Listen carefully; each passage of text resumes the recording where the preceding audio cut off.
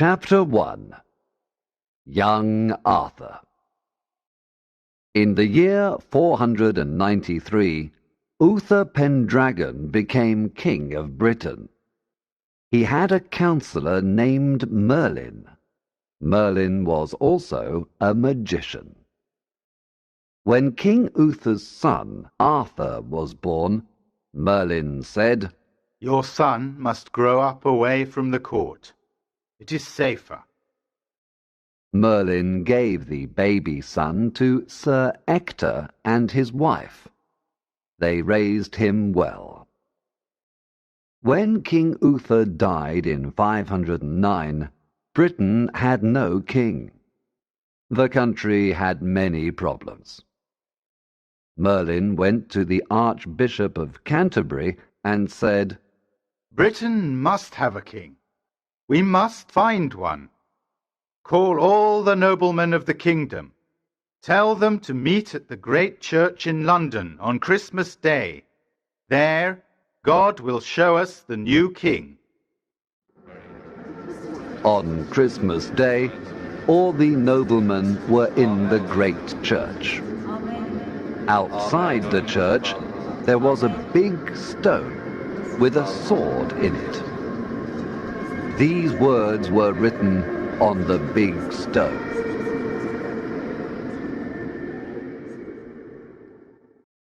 "He who pulls the sword out of this stone is the true King of Britain." Chapter 2. The Sword in the Stone. Each nobleman tried to pull the sword out of the stone. No one was able to do it. On New Year's Day, the sword was still in the stone. Arthur was there with Sir Ector. Arthur pulled the sword out of the stone without difficulty. This was the sign from God. All the noblemen were surprised. He was the new King of Britain. Sir Ector said, "Arthur, you are now the King of Britain." Arthur said, "Father, I don't want to leave you." Sir Ector said, "I'm not your real father. I don't know who you are.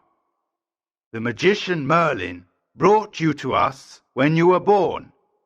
I raised you like a son, and I love you.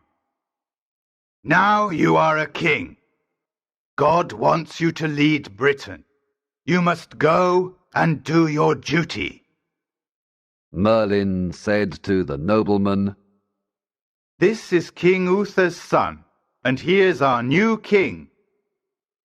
Young Arthur first became a knight. Then he became King of Britain. Chapter 3. Britain has a king. Arthur was a young king. He was about 20 years old. He lived at Camelot. His first years as king were difficult. He fought against many enemies from other lands, particularly the Saxons. Some noblemen of his court caused trouble. They did not want to obey a young king. King Arthur was very adventurous. He liked riding his horse and looking for adventures. He was courageous, loyal, and friendly. His people loved him. One day, King Arthur was riding in the forest. He saw a fountain. Near the fountain there was a knight named Sir Pellinore. "Stop," said Sir Pellinore. "You cannot go past the fountain. You must fight with me first." King Arthur answered, "I'm ready to fight." The two knights began fighting. First they fought with their lances, then they fought with their swords. During the fight, Arthur's sword broke. Sir Pellinore said, "I'm the winner!" At that moment Merlin appeared and said, Pellinore, this knight is your king, King Arthur. Sir Pellinore stopped fighting immediately. Chapter 4. Excalibur. Arthur rode away with Merlin and said, I broke my sword during the fight with Sir Pellinore. I am king because of that sword. I must have another sword. Come with me then, said Merlin. Arthur followed Merlin to a lake of clear water. In the middle of the lake, Arthur saw an arm. The arm was holding a sword in a beautiful scabbard. Look, said Merlin. That is the sword, and that is the Lady of the Lake. Ask her kindly, and the sword is yours. Arthur saw a beautiful lady in a boat on the lake. He asked her, Can I have that sword? She answered, Yes, you can have it. Take my boat and go and get it. Arthur and Merlin went to the middle of the lake. There Arthur took the sword. He was very interested in it. He took the sword out of the scabbard and looked at it. It was a beautiful sword, with jewels on it. Look, Merlin, he said. The word Excalibur is written on it. Yes, Excalibur is the greatest sword in the world, but its scabbard is more precious. Why? Asked Arthur. It has a great magic power, said Merlin. When you wear it, you never bleed, even if you are wounded. When you fight, you must always have the scabbard with you. Chapter 5. Arthur meets Guinevere. A lot of enemies tried to invade Britain. The Saxons, the Jutes, the Picts, and others. A big army of Saxons attacked King Leodegrance in his castle. He was the King of Cameliard. Young King Arthur and his knights fought against these Saxons and won.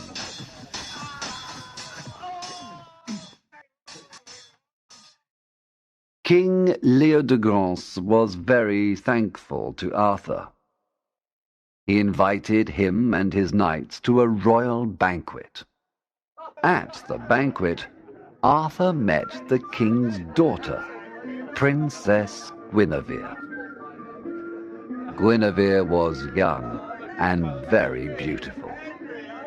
Arthur fell in love with her. He wanted to marry her.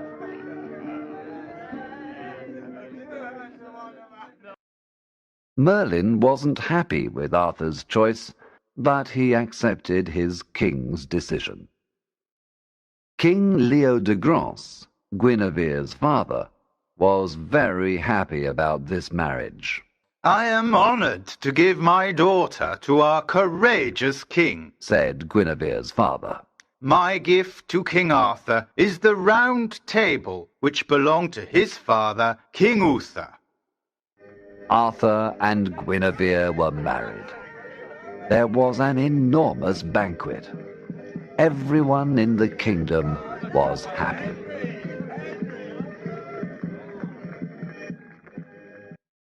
Guinevere arrived at King Arthur's castle with her ladies and the round table. The enormous round table had places for 150 knights. Arthur called the best knights of Britain to sit at the Round Table. Only the bravest knights were part of Arthur's court. Chapter 6. The 5 Kings.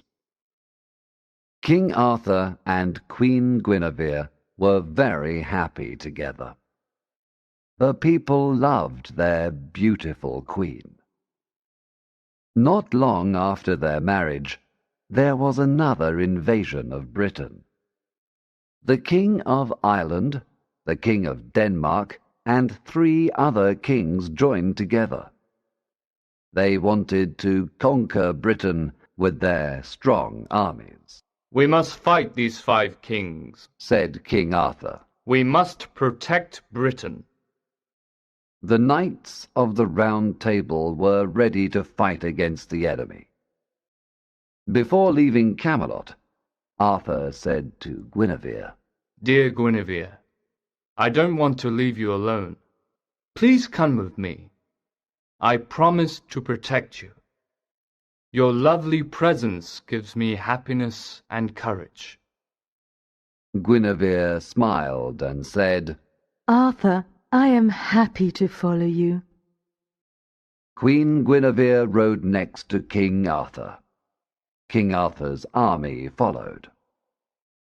After travelling for many days, they did not meet the 5 kings. Suddenly one night, the 5 kings attacked King Arthur's camp.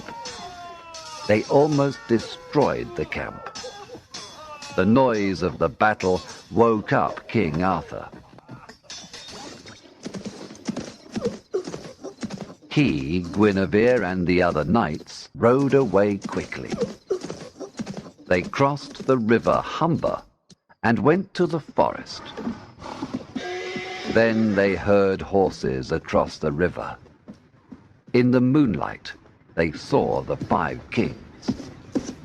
The kings were riding towards them, and they were alone. One knight said, Let's attack them by surprise. They're alone. They can't see us, but we can see them. King Arthur and his knights killed the 5 kings. The enemy armies were confused without their leaders. They all left Britain. King Arthur and his knights were again victorious. They saved Britain from a dangerous invasion. Chapter 7. Lancelot. One of the Knights of the Round Table was Lancelot.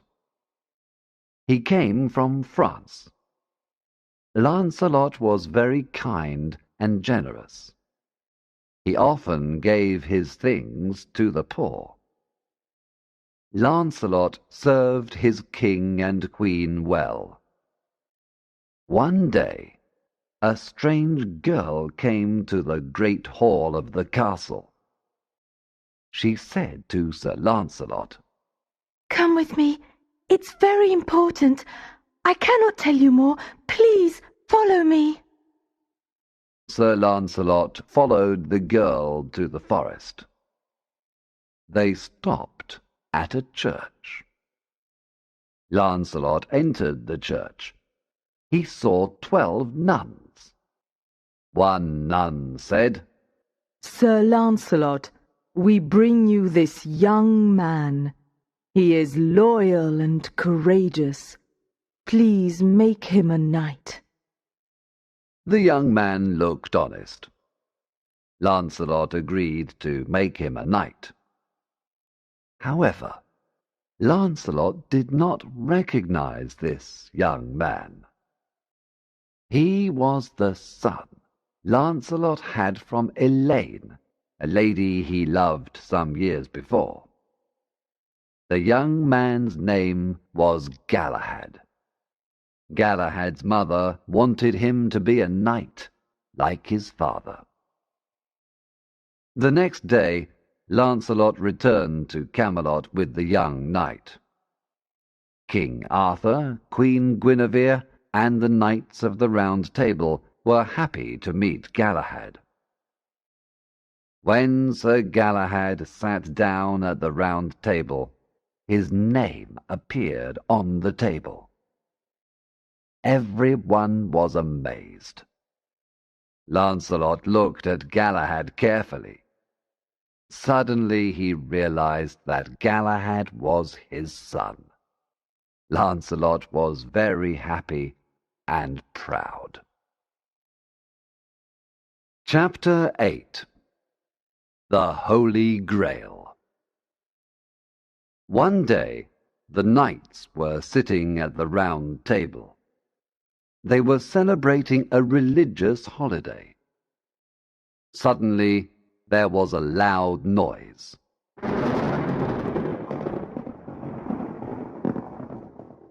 Then there was a strong light. A green bowl covered with a cloth moved around the room. Invisible hands carried it. After a few moments, the green bowl disappeared. That was the Holy Grail! Exclaimed King Arthur. That is where Christ's blood was kept after he was crucified. The knights were amazed. They all wanted to see the Holy Grail. Sir Gawain, a loyal knight, declared, I want to look for the Grail for 1 year and 1 day. Yes, I want to look for the Grail too, said another knight. All the knights wanted to travel to distant lands to find the Holy Grail. There was great excitement at the Round Table. King Arthur was very worried. He knew that the search for the Holy Grail was dangerous. In fact, many knights died during the search. Others never returned to Camelot. Only 3 knights found the Holy Grail. They were Galahad, Percival, and Bors. All 3 had pure hearts. Only those with pure hearts saw the Holy Grail. The 3 knights travelled to distant lands. After many dangerous adventures, they found the Holy Grail. When they saw it on a silver table, they thanked God for this great happiness. After finding the Grail, Galahad and Percival died. But Bors returned to Camelot. He told everyone about his wonderful experience. Chapter 9. King Arthur Goes to Avalon. King Arthur lived a long life, but it finished sadly. In the search for the Holy Grail, many of his knights left Britain. Other knights died. Arthur was alone. In 537, King Arthur went to a distant land to fight. Sir Gawain and other loyal knights went with him. Before leaving Camelot, King Arthur spoke to a knight called Mordred. He said, Mordred, I ask you to rule my land until I return. I know you are a loyal man. King Arthur and his knights left Britain to go to war. But Mordred was not loyal. He wanted to take King Arthur's place. He wanted to be King of Britain. So Mordred told everyone that Arthur was killed in the war in France. Mordred became King of Britain. He was made king in Canterbury. When King Arthur heard the news, he was furious. He returned to Britain immediately. He and his knights arrived in Dover. Here he found Mordred and his army. They were waiting for him. There was a long, terrible battle. Only King Arthur and Sir Bedivere remained alive. Sir Gawain died in Arthur's arms. The king buried him in Dover Castle. Arthur fought a long battle against Mordred. At the end of the battle, King Arthur took his spear and killed Mordred. But Mordred's sword went through Arthur's helmet and his head. The great king was dying. He still had to do one thing. He called Sir Bedivere and said, I must give my sword Excalibur back to the Lady of the Lake. Take it to the lake, then throw it far into the water. Sir Bedivere went to the lake. He threw Excalibur far into the water. An arm came out of the water and caught the sword. Then it disappeared into the water. Sir Bedivere returned to King Arthur.